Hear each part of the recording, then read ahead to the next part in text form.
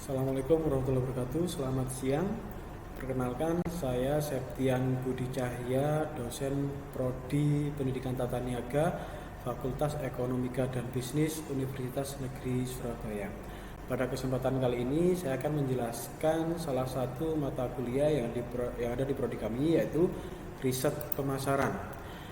Deskripsi singkat mengenai mata kuliah riset pemasaran.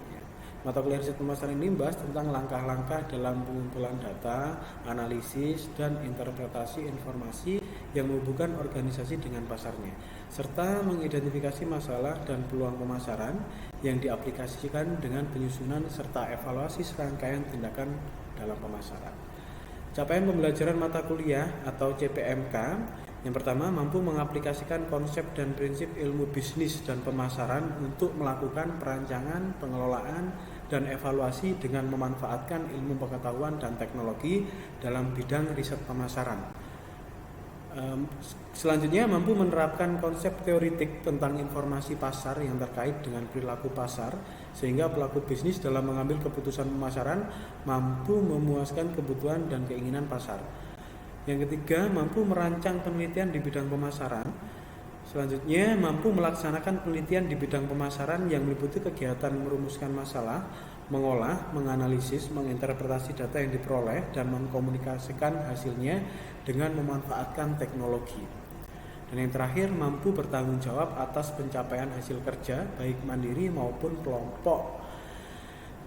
Selanjutnya, kemampuan akhir tiap tahapan belajar atau sub CPMK, yaitu satu, mampu mengidentifikasi karakteristik riset pemasaran, karir dalam riset pemasaran, dan masalah dalam keputusan manajemen pemasaran. Yang kedua, mampu mengidentifikasi dan menyusun desain riset sesuai dengan tujuan yang diharapkan. Selanjutnya, mampu mengkonstruksi kuesioner sesuai dengan masalah riset pemasaran dan menguji kualitas instrumen. Yang keempat, mampu memilih teknik pengambilan dan menentukan jumlah sampel. Selanjutnya, mampu menyusun proposal riset dalam bidang pemasaran. Dan yang terakhir, mampu melakukan riset dalam bidang pemasaran. Untuk materi pembelajaran dalam mata kuliah riset pemasaran, yaitu satu, karakteristik riset pemasaran dan karir dalam riset. Yang kedua, masalah keputusan manajemen pemasaran. Tiga, desain riset pemasaran. 4, desain riset kausal. 4, kuesioner dan instrumen riset pemasaran. 6, prosedur penentuan sampel. Yang ke-7, proposal riset pemasaran. Yang ke-8, riset dan analisis strategi produk dan price. 9, riset dan analisis strategi promosi dan distribusi. 10, riset dan analisis perilaku konsumen. 11, riset dan analisis keputusan pembelian. 12, riset dan analisis customer value. Yang ke-13, riset dan analisis bisnis online. Dan yang terakhir, riset dan analisis pemasaran bisnis UMKM.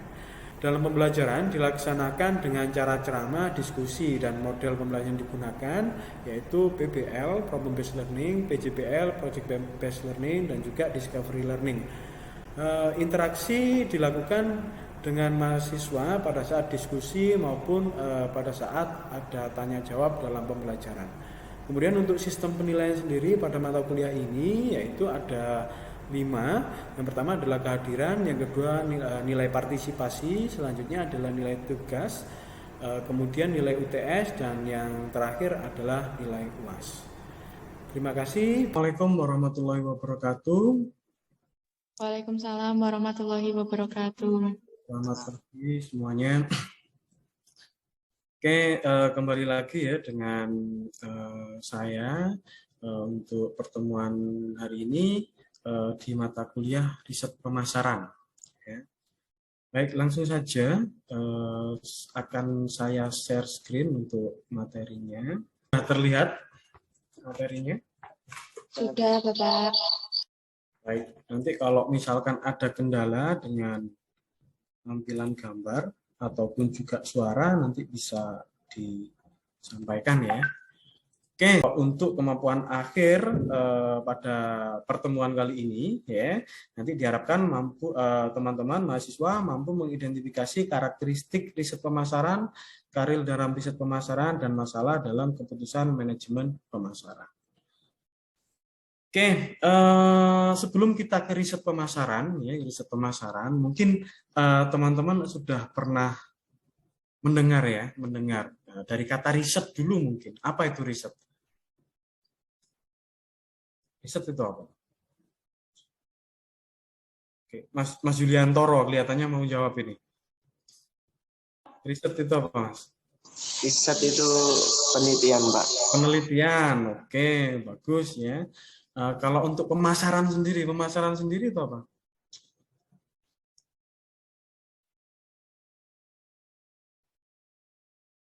Mbak Fani mungkin?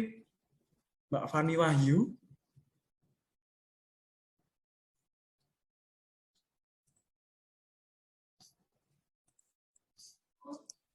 Aktivitas mempercepat perpindahan barang maupun jasa yang dijual dari produsen atau distributor hingga ke tangan konsumen, Pak.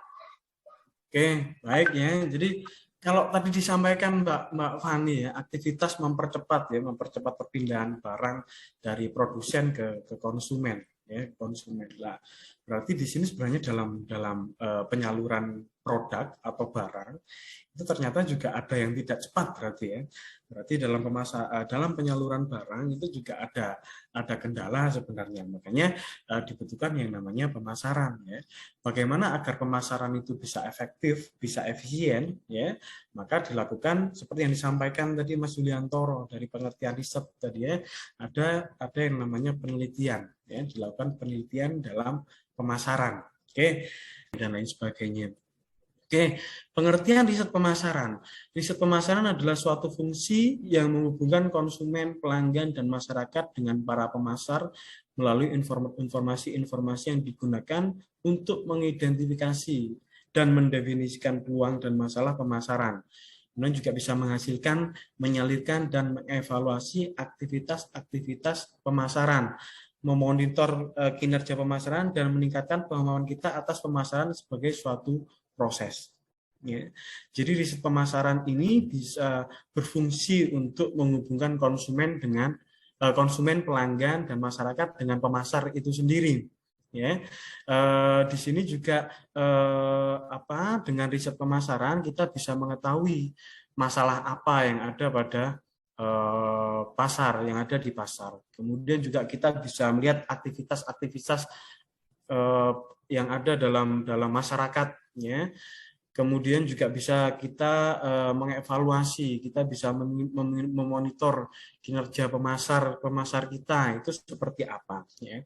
Kemudian menurut Wilson Simamora, riset pemasaran adalah pengembangan, interpretasi, dan komunikasi informasi yang berorientasi pada keputusan untuk digunakan dalam proses pemasaran strategis. Ya, jadi sebelum kita melakukan pemasaran, sebelum kita melakukan pemasaran supaya kegiatan marketing kita ini bisa berjalan dengan baik, bisa mencapai sesuai dengan yang ditujukan ya, atau sesuai dengan tujuan perusahaan, ya bisa berjalan efektif, bisa berjalan efisien, maka harus dilakukan riset pemasaran dulu.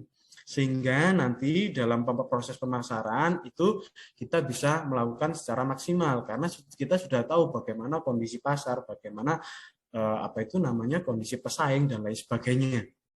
Ya, oke.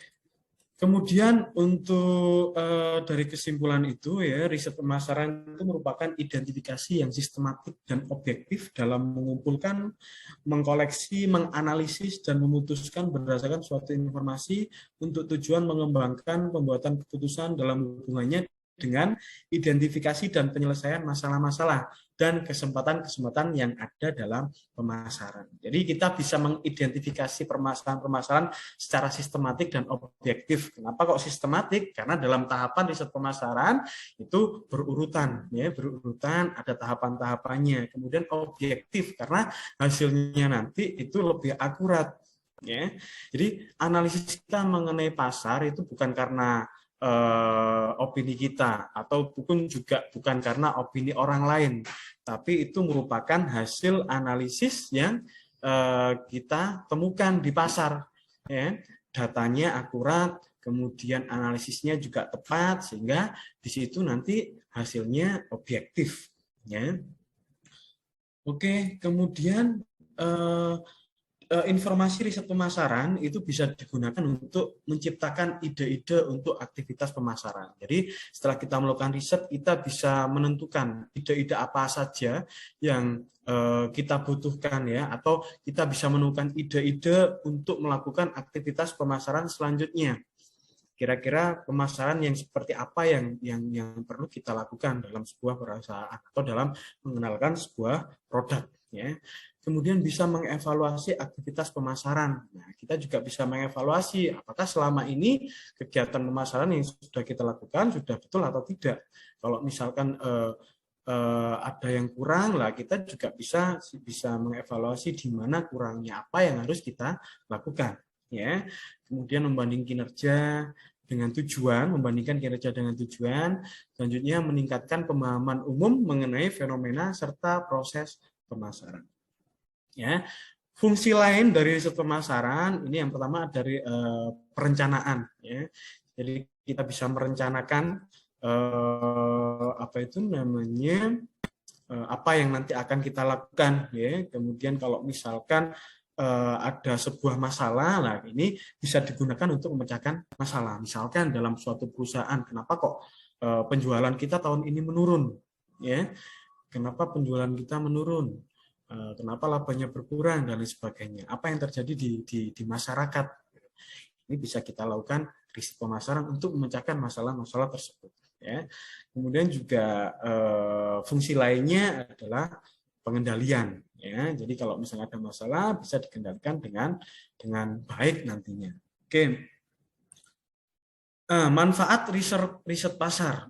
Nah, riset pasar yang baik dan keputusan yang berkualitas membuat fakta-fakta dari penelitian pemasaran memastikan bertahan hidup dari bisnis di pasar. Jadi kalau misalkan kita sudah melakukan riset pasar yang baik, maka ini akan memastikan atau setidaknya bisa memberikan peluang lebih besar ya untuk menjamin perusahaan kita atau produk kita itu bisa bertahan hidup lebih lama, bisa tetap eksis di pasar. Ya. Oke, dengan penelitian kualitas pasar, Anda dapat mengidentifikasi peluang untuk bisnis Anda dan dalam waktu yang sama untuk mencegah permasalahan yang akan datang dari pasar. Jadi dengan kita melakukan riset pasar, ini kita bisa mengidentifikasi peluang-peluang apa saja yang bisa kita lakukan, ya, atau yang bisa kita masuki di situ. Ya.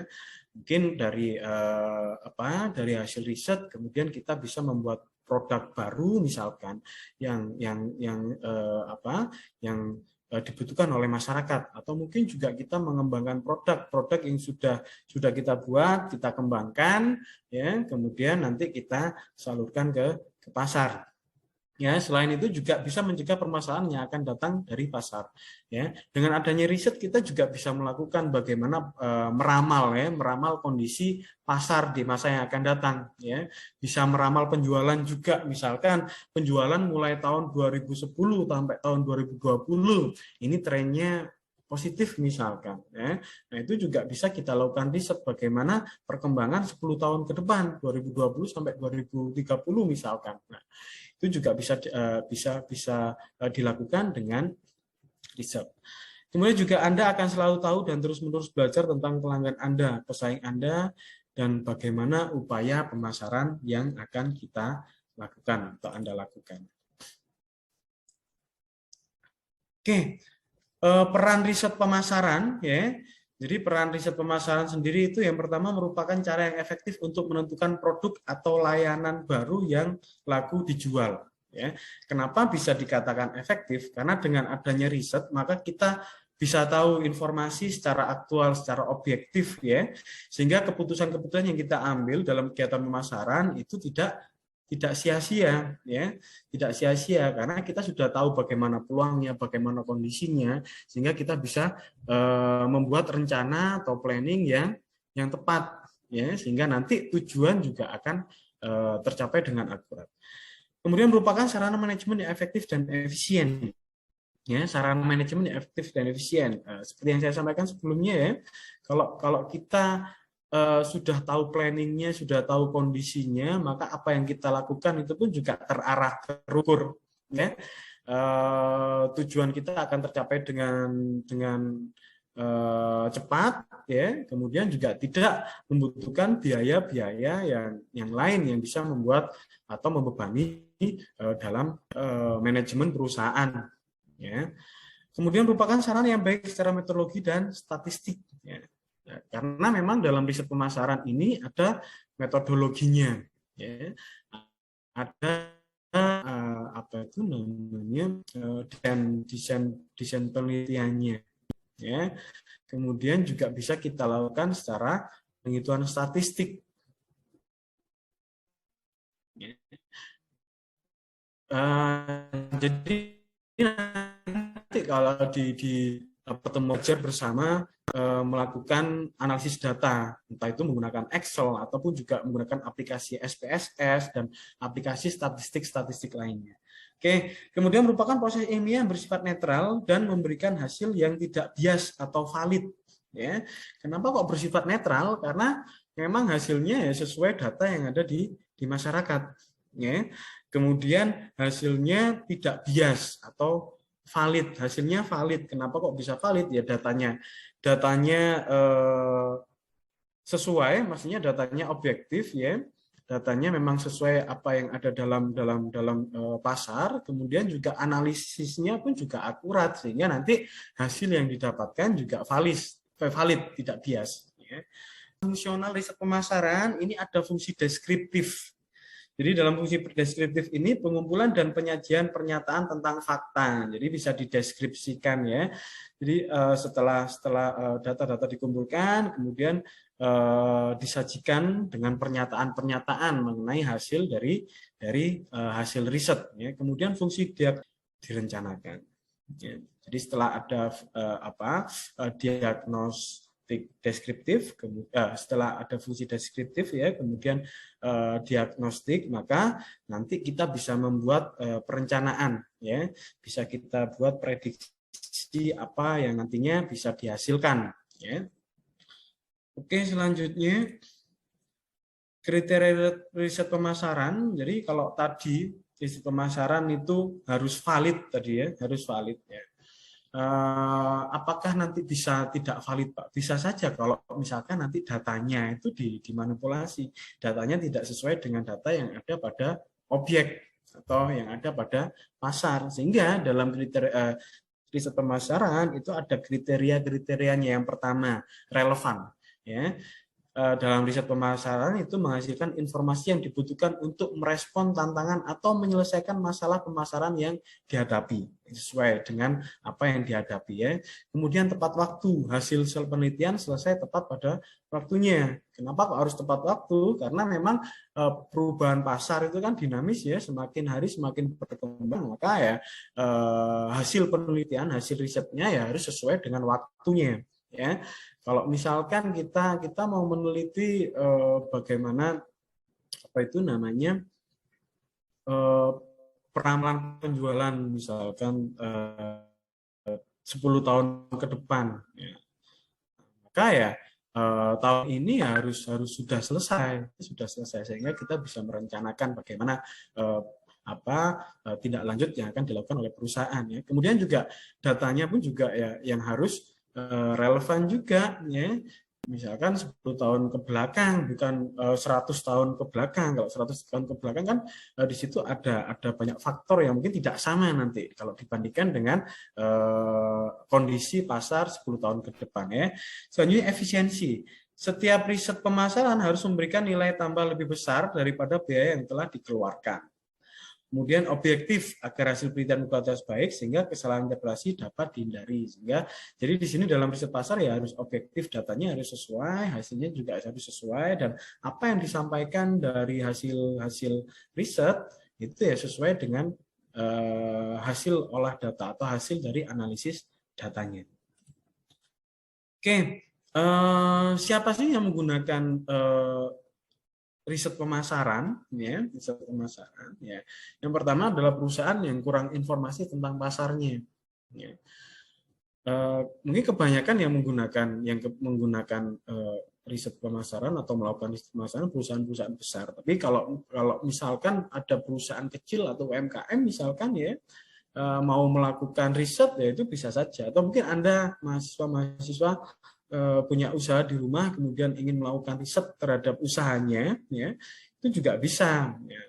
Nah, makanya di sini keuntungan dari kita belajar riset pemasaran, selain kita nanti bisa mendapatkan informasi ya, bagaimana melakukan riset pemasaran. Kemudian juga ini juga nanti bisa Anda manfaatkan dalam pembuatan skripsi atau tugas akhir, ini juga bisa ya. Selain itu juga kalau misalkan kita ingin membuat usaha atau kita sudah punya usaha kemudian ingin mengembangkan usahanya, ini juga bermanfaat ya.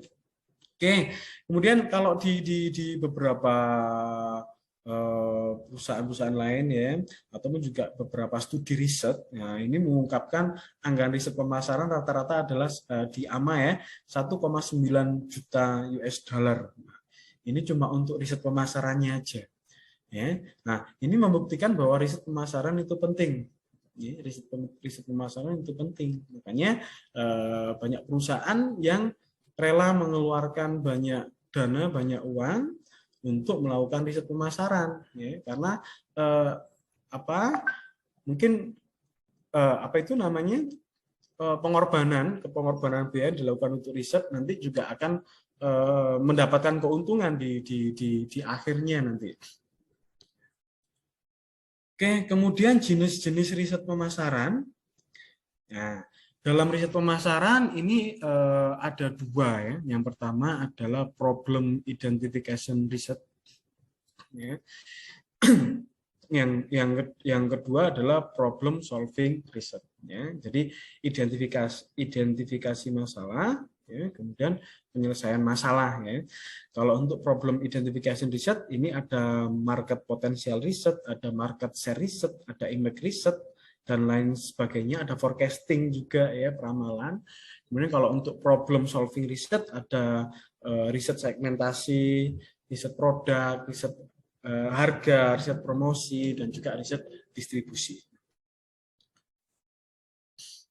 Nah, untuk riset identifikasi masalah, ini mengidentifikasi masalah yang belum muncul atau diperkirakan berpotensi muncul di masa depan. Jadi sebelum ada permasalahan, nah ini dilakukan riset identifikasi masalah dulu, ya. Sehingga nanti dalam penemuan riset tersebut itu bisa digunakan dalam mengambil keputusan untuk menyelesaikan problema-problema yang ada pada pemasaran. Ya. Contoh misalkan riset potensial pasar, riset citra merek, dan lain sebagainya. Sedangkan kalau untuk riset pemecahan masalah, ini memecahkan masalah pemasaran secara spesifik. Misalkan mau memecahkan masalah mengenai segmentasi, mengenai produk, mengenai harga, dan lain sebagainya. Oke, next. Oke, ini untuk sistematika riset pemasaran. Ya, yang pertama ada perumusan masalah, kemudian ada penentuan desain riset. Ya, jadi kita rumuskan, kita tahu dulu permasalahannya apa, ya, apa yang akan diteliti. Ya, kemudian setelah itu baru kita menentukan desain risetnya. Desain apa yang kita gunakan untuk melakukan riset pemasaran tersebut. Ya. Selanjutnya perancangan metode pengumpulan data. Nah ini nanti kita rancang bagaimana metode yang digunakan dalam pengumpulan data. Ya. Kemudian perancangan sampel dan pengumpulan data. Nah sampelnya siapa? Populasinya siapa, kemudian nanti baru menentukan sampel, dan dalam penentuan sampel ini ada beberapa macam cara ya. Bisa menggunakan probability sampling atau mungkin juga non probability sampling ya. Atau kalau misalkan dari populasi tersebut bisa kita teliti semua ya, semuanya kita pakai ya. Oke, yang selanjutnya setelah kita merancang sampel dan pengumpulan data, maka dilakukan analisis dan interpretasi data. Ya. Data yang sudah kita olah, ya, kemudian setelah itu diinterpretasikan hasilnya. Oke, selanjutnya ini proses riset yang pertama, ya, yaitu perumusan masalah. Ya. Perumusan masalah itu merupakan pernyataan masalah umum dan identifikasi komponen spesifik dari masalah riset pemasaran. Ya. Jadi di sini kita bisa mengidentifikasi apa-apa ya masalah-masalah apa yang perlu kita lakukan riset dalam pemasaran tersebut. Ya. Kemudian lingkup rumusan masalah mencakup masalah real yang dihadapi membuat keputusan pemasaran dan situasi-situasi yang mencerminkan peluang pemasaran. Ya. Jadi di sini apa saja yang terjadi di pasar, misalkan kita mau melakukan riset di pasar ya, kemudian situasi-situasi apa yang mungkin bisa menjadi peluang dalam pemasaran. Oke, kemudian sumber utama masalah atau peluang riset pemasaran yang pertama adalah perubahan tidak terduga. Perubahan tidak terduga seperti apa? Misalkan perkembangan teknologi misalkan atau perubahan tren di masyarakat, nah, yang mungkin tidak sesuai dengan produk kita, maka ya kita nanti bisa melakukan perumusan masalah. Selanjutnya nanti dilakukan riset apa yang akan dilakukan ya. Kemudian ada juga perubahan terencana juga bisa menjadi sumber utama masalah atau peluang riset pemasaran. Selanjutnya kemampuan identifikasi gagasan-gagasan baru. Kemudian kalau untuk proses perumusan masalah, yang pertama adalah analisis konteks lingkungan dari masalah. Jadi kita analisis apa itu namanya lingkungan yang akan kita tuju ya di situ sebagai objek dari riset. Kemudian tugas-tugas berkenaan dengan rumusan masalah, yaitu masalah keputusan manajemen, dan yang keempat adalah masalah riset pemasaran. Oke. Itu untuk ini ya, untuk materi hari ini saya rasa cukup. Mungkin ada yang perlu ditanyakan, silahkan. Boleh. Ada yang mau ditanyakan nggak kira-kira mengenai riset pemasaran di pertemuan awal ini? Sudah jelas apa blast ini? Jelas ya? Oke, kalau sudah jelas, berarti gantian saya yang tanya kalau gitu ya. Saya yang tanya. Oke, pertanyaan dari saya, tapi ini tidak dijawab sekarang, nanti bisa dijadikan tugas ya. Nanti silakan dikumpulkan di Google Classroom. Ya, linknya belum saya kirimkan ya, nanti akan saya kirimkan ke grup atau ke penanggung jawab mata kuliah di Google Classroom. Untuk materinya akan saya share di situ, juga untuk template atau tempat untuk pengumpulan tugas juga nanti akan saya share di situ. Jadi silakan dikerjakan, kemudian nanti dikirim melalui Google Classroom. Oke, jadi di sini ada studi kasus ya. Kalau kita melihat saat ini dengan kemajuan teknologi, ya, saya ambil satu contoh ya. Nah, di sini di Indonesia banyak stasiun televisi ya, terutama televisi swasta. Nah, dan juga di situ menimbulkan persaingan karena memang stasiun televisinya banyak ya, persaingan otomatis juga semakin ketat ya. Kemudian juga selain itu diiringi juga dengan perkembangan platform digital seperti YouTube, kemudian video, TikTok dan lain sebagainya. Ya, itu juga menambah persaingan dalam dunia pertelevisian. Ya. Nah, ini pastinya akan berdampak pada stasiun-stasiun televisi dalam merebutkan apa itu namanya hak siar, dalam menarik hati pemirsa, ya. Pemirsa dan juga pastinya sponsor ya, sponsor yang membuat iklan di televisi. Oke ya.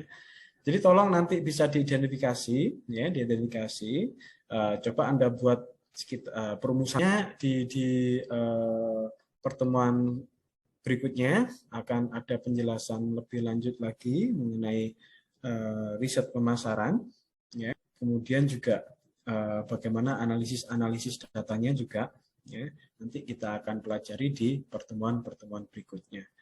Oke, Kalau tadi sudah tidak ada pertanyaan, tugas juga sudah disampaikan. Kalau begitu, saya akhiri. Assalamualaikum warahmatullahi wabarakatuh. Selamat pagi.